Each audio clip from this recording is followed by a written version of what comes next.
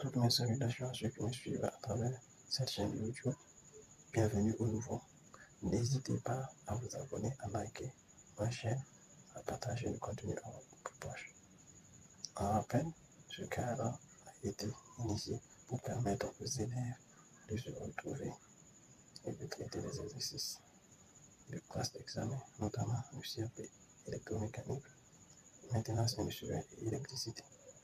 Ce cadre permet aux élèves de connaître les réalités des sujets d'examen et d'affronter l'examen de fin d'année. Sur ce, récemment, nous avons abordé le chapitre transformateur à travers un exercice dont nous avons traité la première partie. Donc aujourd'hui, nous nous retrouvons pour traiter la deuxième partie. Donc, je vous souhaite bon visionnage à tous. Si vous calculez bien, bon, moi je trouve 0,05625 0,05625 ohms. Si on convertit en milliohms, ça fait 56,25 milliohms. Ok, une fois qu'on a ZS facilement, on peut trouver XS. XS qui est la partie, on appelle la partie imaginaire, et LS qui est la partie réelle de ZS. Donc ici, c'est la tension de la partie imaginaire, la tension de la partie réelle. Donc XS, on rappelle la formule, c'est la racine carrée de ZS carré moins LS carré. Donc comme on a déjà les valeurs,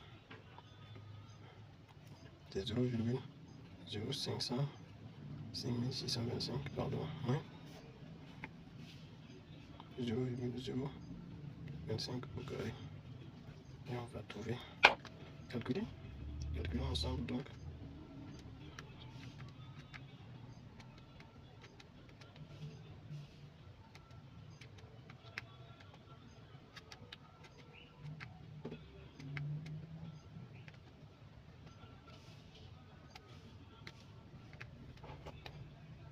Je trouve 5,039 10 puissance moins 2. Donc ça fait combien? Ça c'est en ohm. Donc ça fait 0,05039 ohms qui est égal à combien de milliohms? 50,39 milliohms. Donc c'est bon. Une fois qu'on a XS, ZS, RS, on a les différents éléments du modèle de Thevenin. Donc ensuite nous pouvons aller à la question suivante. Le toit, on dit la tension primaire étant identique à celle de l'essai à vide, c'est-à-dire U de vide, et plutôt la tension primaire U1, 5 kV. Voilà. 5 kV. Le transformateur alimente une charge inductive de facteur de puissance cos phi égale à cos phi 2 égale à 0,8, traversé par un courant secondaire I2 égale à 180 ampères.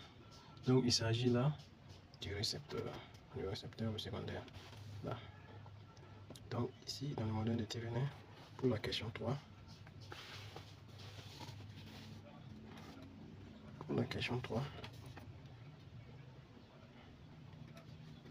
on peut récapituler. Ça veut dire on a le modèle.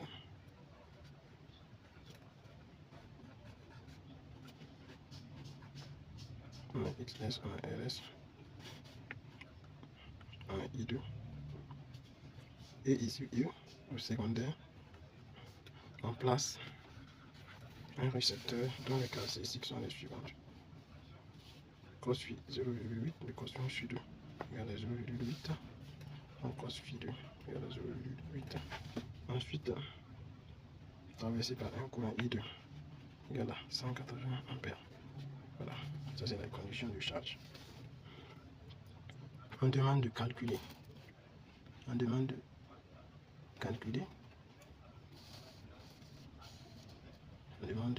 Pour ce fonctionnement en charge la valeur efficace de la tension U2. Ensuite, ne perd pas effet joule. Ensuite, le lendemain. Donc, la valeur efficace de U2.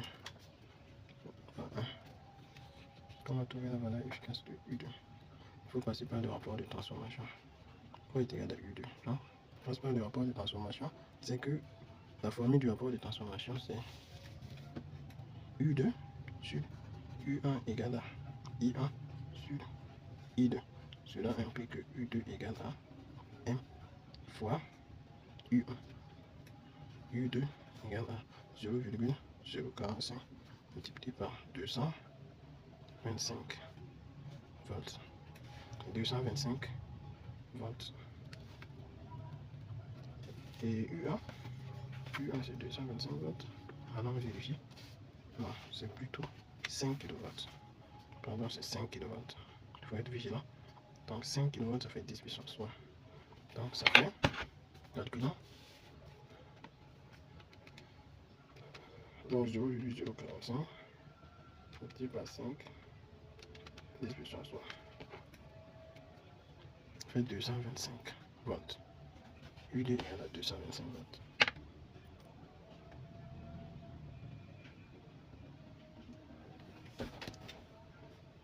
Séparation, on a bien lu le nom aussi.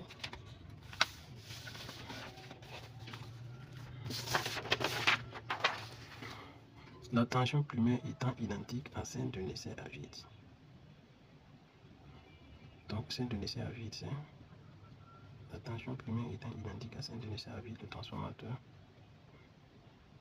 alimente une charge inductive traversée par un courant secondaire de 180 ampères. Donc la tension primaire étant identique à celle de l'essai à vide. Non, on parle de la tension primaire étant identique à celle de l'essai à vide. Donc c'est bien ça, c'est le 225. Donc on va bien trouver U2. Après avoir calculé U2, nous allons prendre la question suivante. Il s'agissait de calculer les pertes par effet joule. Pertes par effet joule PJ. Quoi est égal à PJ? PJ égale à P11 ici. Là, ce sont les pertes par effet joule. C'est égal ici, comme il y a une, à un courant particulier qui est différent de celle de l'essai en court-circuit. On va prendre la résistance, on a trouvé les 0,025 multiplié par le courant au carré qui est égal à 180. 180. Donc calculons. 0,025 multiplié par 180 au carré. Ça donne 810 watts. Donc 810 watts. Après avoir trouvé les pertes par effet joule, on demande de calculer le rendement. Je parlais du. On demande de calculer le rendement. C'est la dernière question.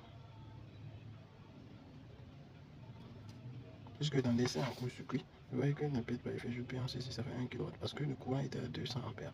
Dans les conditions de charge, le courant est venu à 180 ampères. Donc pour les 180 ampères, le courant de la puissance plutôt du court-circuit va changer. Et au lieu de 1000 watts, ça sera à 810 watts. C'est ce qu'on a calculé. Ensuite, la dernière question demande de calculer le rendement. Le rendement du transport. À quoi est égal le rendement? Le rendement, c'est égal à la puissance utile divisé par la puissance utile P2 plus les pertes par effet joule plus les pertes fer. Les pertes fer, P10. D'abord, nous allons déterminer P2. La puissance utile, c'est la puissance qui alimente notre charge. Donc, elle est égale à U2 fois I2 secondaire multiplié par le cosinus phi2, c'est-à-dire les 0,8. Donc, calculons. P2 égale à U2, ça fait 200. U2, ça fait les 225 volts. Donc 225 volts multiplié par I2, et 180 multiplié par 0,8. Donc ça donne combien? On calcule ensemble.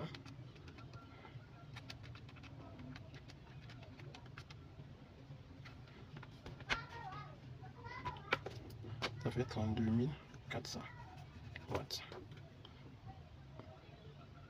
Ça fait 32 400 watts. Et ensuite, le rendement est égal à, c'est 32 400 watts, si je ne me trompe pas, divisé par 32 400 watts, plus les 810, plus les 790 de paire de fer. Et on trouvera, ici, voici le paire de fer. Mais ça vite. Donc, on calcule ça. On trouve